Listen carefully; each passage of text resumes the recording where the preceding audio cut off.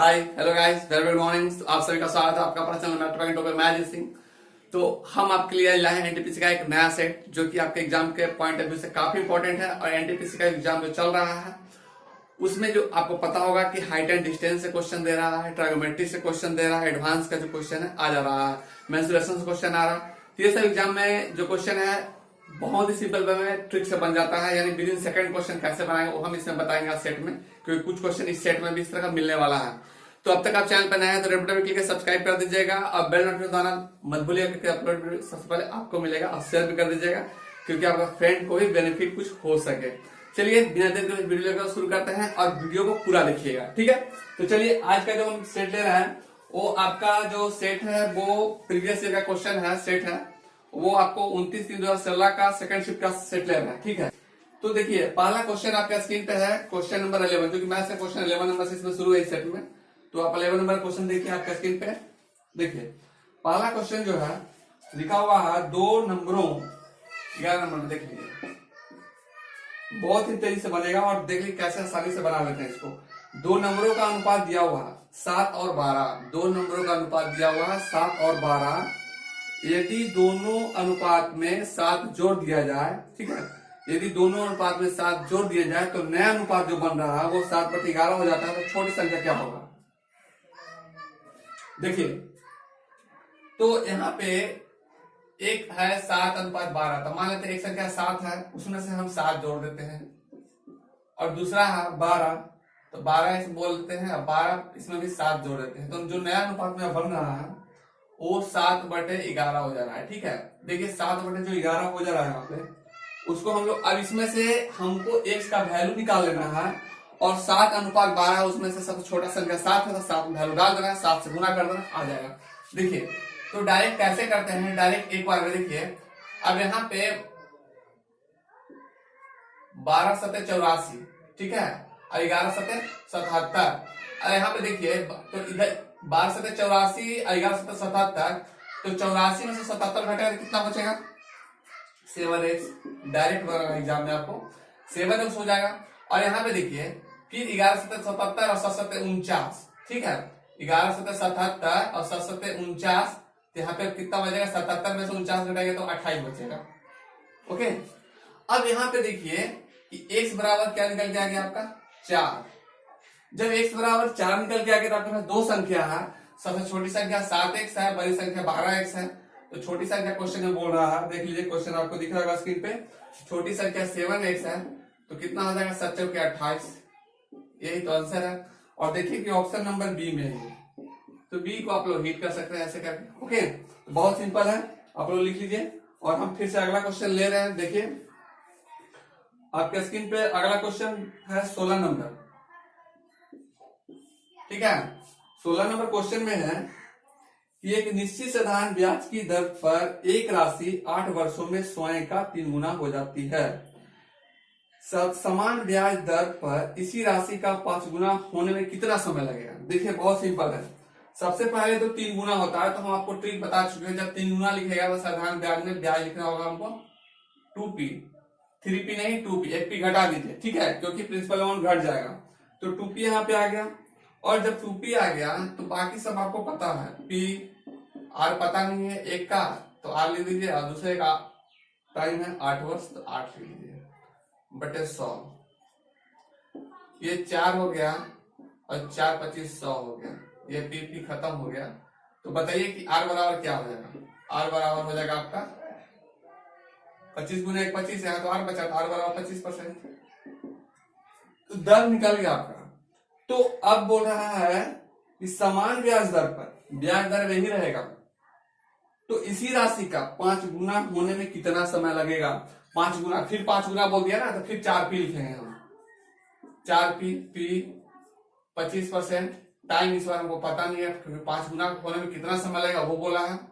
चलिए 100, ये खत्म हो गया p। और ये 25 जो है 25 कम 25 और 25 चौके 100, तो t बराबर कितना निकल के आएगा? देखिए 4 चौके 16 ईयर, ठीक है, 16 वर्ष, 16 साल हो जाएगा। और देखिए ऑप्शन आपको दिया है सी, 16 का सी। कैसे आसानी से बन गया, देखे ना। तो ऐसे ही सारा क्वेश्चन चाहे वो एडवांस एडिशन सब बनेगा। देखिए अब हम एडवांस का कुछ क्वेश्चन आपको मिलेगा। अभी अलजेब्रा का अगला क्वेश्चन है, ठीक है। इसका अलजेब्रा का क्वेश्चन नंबर 17 है, ठीक है। देखिए 17 नंबर जो क्वेश्चन है बहुत इंटरेस्टिंग है।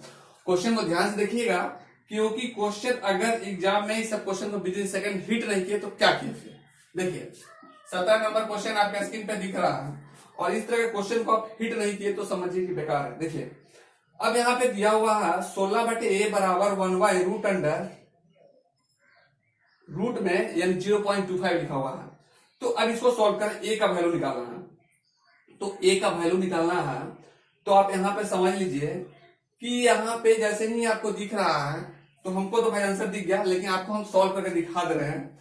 क्योंकि देखिए ए बराबर हो जाएगा 16 गुने रूट अंडर 0.25, क्योंकि इसका जो आंसर है 8 आ जाएगा। लेकिन कैसे आएगा वो देख लीजिए। एक्चुअली में अगर समझे नहीं तो फिर बेकार है, समझना भी तो जरूरी है, क्योंकि एग्जाम में इस तरह क्वेश्चन आपको मिल जाएगा। ये भूल कभी नहीं कीजिएगा कि जो हम बता रहे हैं वो नहीं आएगा, वही क्वेश्चन आएगा। ये 16 रहेगा तो 4 हो जाएगा, 16 की जगह पर 4 हो जाएगा, 36 हो जाएगा, लेकिन पैटर्न वही रहने वाला है। एक जगह पे 100 हो जाएगा, लेकिन वही रहने वाला, क्वेश्चन बदलने वाला नहीं है। नंबर बदल जाएगा लेकिन क्वेश्चन पैटर्न वही रहने वाला है। चलिए तो ये जो दिख रहा है आपको, अब इसको हम लोग सॉल्व क्या करेंगे। इसको क्या लिखेंगे, इसको 16 लिखेंगे, और इसका रूट ब्रेक करेंगे तो कितना हो जाएगा 0.5, और 16 25 80 पॉइंट डाल दीजिए। आ गया ना 8। ये जो है आपका 8 है, तो 8 हो गया। और 8 देखिए कि कहां पे इसका है, इसमें ऑप्शन में ए नंबर में है डायरेक्ट, ठीक है। तो आई होप क्लियर हो गया होगा। और एक क्वेश्चन फिर देखिए 18 नंबर 18 नंबर का क्वेश्चन जो है पार्टनरशिप का क्वेश्चन है। देखिए लिखा हुआ है एबीसी एक साझेदारी कंपनी में 1,20,339 रुपए का मुनाफा अर्जित करते हैं। एबीसी में 5:3:1 के अनुपात में बांटा जाता हो तो बी का हिस्सा क्या। देखिए डायरेक्ट बनाना है, डायरेक्ट बी का हिस्सा बोला है ना, तो बी का हिस्सा निकालने के लिए भाई बी का हिस्सा कितना कितना अनुपात दिया हुआ है, 3 दिया हुआ है। बी का हिस्सा 3 दिया हुआ है, ठीक है। बी का हिस्सा 3 दिया हुआ है, और 3 को सबको जोड़ दीजिए, 5 3 और 1 को जोड़ दीजिए, 5 3 8 और 1 9। अब गुना लगा दीजिए यहाँ पे सब अनुपात को, जो भी दिया हुआ है अनुपात को हम जोड़ कर 9 लिख दिए, 5 3 8 1 9, ठीक है। और जिसका अनुपात निकालना ऊपर रख दिए हैं, बी का बोल रहा है, बी का भाई निकालना है। टोटल दिया हुआ है 1,20,393, ठीक है, 1,20,393। अब देखिए 9 से कट रहा है कि नहीं, 9 एकम 9, अब 9 से कट जाना चाहिए, तो ये हो जाएगा आपका 9 इकाई 9, 3 पर 0 30, 9 3 27 33, 9 3 27 69, 9 7 63, 6 पर 3 63, 9 7 63, इतना आ गया। अब इसको 3 से गुना कर दीजिए। देखिए 3 7 21 के 1 2, 3 7 21 से 2 23 के 3 2, 3 3 के 9 2 11 के 1 हासिल 1, 3 3 10 के 0 हासिल 1, और 3 1 3 1 4, ये आ गया। देखिए 40,131, 40,131 बी नंबर। तो कितना आसानी से बन गया। तो क्वेश्चन एग्जाम में बनाना है, लगभग 30 क्वेश्चन आपको एग्जाम में मिलेगा मैथ्स का, वो छोड़ना नहीं है, क्योंकि हम सारा क्वेश्चन आपको बता दे रहे हैं, एडवांस और ट्रेडिशनल सब कुछ, मैथमेटिक्स सब कुछ बता दे रहे हैं, तो आपको छोड़ना नहीं है। चलिए इसको आप लोग नोट कर लीजिए, हम आगे क्वेश्चन और देखते हैं। चलिए अगला क्वेश्चन जो है आपको 20 नंबर आपके स्क्रीन पे दिख रहा होगा। देखिए 20 नंबर क्वेश्चन बहुत आसान है, ट्रिक हम आपको इसका बता देते हैं। देखिए लिखा हुआ है दो संख्याओं का महत्तम समावर्तक, महत्तम हाईएस्ट कॉमन फैक्टर, ठीक है, HCF 24 है। इसका लघुत्तम समावर्तक LCM, लोएस्ट कॉमन मल्टीपल्स निम्नलिखित में से कौन सा होगा। अब देखिए जो 24 से भाग लग जाएगा, ठीक है, इसमें से जो 24 से भाग लग जाएगा वही आंसर है। तो देखिए इसको ऑप्शन हिट करते हैं डायरेक्ट। पहला है 118, बी नंबर में है ऑप्शन 144, और सी में है आपका 128, और डी नंबर में ऑप्शन नंबर डी में आपका दिया हुआ है 136, और है आपका 24, ठीक है। एचसीएफ जो दिया हुआ है वो 24 दिया हुआ है, समझिए कि 24 से जिसमें भाग लग जाएगा ना वही एलसीएम होगा। तो चलिए 24 से भाग लगाते हैं, देखते हैं। 24 बचे 20 से 18, 118 है, 120 आ रहा है 5 बार में, लेकिन 118 है। 24 छक 44 से 6 बार में कट रहा है ना, 24 पचे 20 से 24 छक 44 से, तो बस यही हो जाएगा। अब देखिए बाकी होगा ही नहीं। 24 पचे 20 से 24 छक 44 से पार कर गया, 24 पचे 20 से 24 छक 44 से खत्म, है ना। तो आई होप आप समझ में आ गया होगा और डाउट नहीं होगा कैसे। जैसे इस तरह क्वेश्चन दे तो डायरेक्ट आपको एचसीएफ से डिवाइड कर देना ऑप्शन में, जो ऑप्शन को टकराएगा, मैच कट जाएगा, वही उसका आंसर होगा। तो आई होप आपको क्लियर हो गया होगा, कहीं डाउट नहीं होगा। देखिए कि ऑप्शन जो है कितना नंबर, बी नंबर में दिख गया है, ठीक है। तो बी नंबर हिट कर दीजिए। और एक 24 नंबर क्वेश्चन और देख लीजिए कि 24 नंबर क्वेश्चन को कैसे बनता है। 24 नंबर और दिया हुआ है, प्रॉफिट लॉस तरह क्वेश्चन है टाइप का। देखिए, एक दुकानदार अपने सामान पर क्रय मूल्य से 25% अधिक मूल्य पर अंकित करता है। देखिए लिखा हुआ, एक दुकानदार अपने सामान पर क्रय मूल्य से 25% अधिक मूल्य अंकित करता है और अंकित मूल्य पर 25% छूट भी दे देता है, तो कुल लाभ या हानि कितने प्रतिशत है। देखिए सबसे पहले तो क्रय मूल्य है, मान लेते हैं क्रय मूल्य जो है वो 100 रुपया है, ध्यान समझिएगा। तो क्रय मूल्य 100 रुपया है और 100 रुपया पे हम 25% अंकित कर देते हैं, तो मार्क प्राइस कितना हो जाएगा 125 रुपया, ठीक है। 25% अंकित कर दिए तो 125 रुपया हो गया। अंकित मूल्य पे हम डिस्काउंट देते हैं। अब हम इस पे डिस्काउंट देंगे, डिस्काउंट अगर देते हैं 25%, ठीक है। तो अगर वो सेलिंग प्राइस निकालना है एसपी, तो अंकित मूल्य पे हम डिस्काउंट दे रहे हैं 125 का कितना 25%, तो 75/100, ठीक है।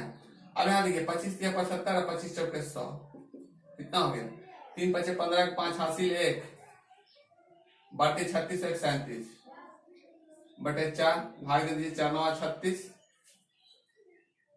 4 9 36 15, 4 3 12, 3 पर 29, 4 7 28, 2 और 4 5 20, यानी कि 93.75। तो आपसे क्वेश्चन में पूछा है तो कुल लाभ या हानि होगा। अब देखिए खरीदे थे 100 रुपया में, बेच रहे 93 रुपया 75 पैसा, भाई सिंपल सा बात है कि हानि हो रहा है, ठीक है।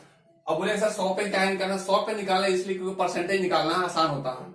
तो देखिए तो लॉस परसेंट क्या हो जाएगा, डायरेक्ट निकाल दीजिए, क्योंकि सीपी माइनस एसपी डायरेक्ट निकालिए, परसेंटेज निकल जाएगा 100 माइनस 93.75, कैलकुलेट कर लीजिए कितना रहा 6.25, ये हो गया आपका हानि। तो देखिए कि लॉस परसेंट आपको दिया हुआ है, ये देखिए बी नंबर में है, ओके। तो बस बी नंबर आगे हिट करना है, कितना आसान है ना क्वेश्चन। तो आई होप आपको समझ में आ गया होगा और कहीं भी डाउट नहीं होगा। तो इसी तरह आप चैनल पे पूरा वीडियो देखते रहिए और हम आपको सारा क्वेश्चन बताएंगे, सब कुछ बताएंगे। लेकिन चैनल को आप लाइक कर दीजिएगा, दोस्तों को शेयर कर दीजिएगा और भूलिएगा नहीं इस बात को, ठीक है। चलिए मिलते हैं नेक्स्ट क्लास में, तब तक के लिए थैंक यू, जय हिंद।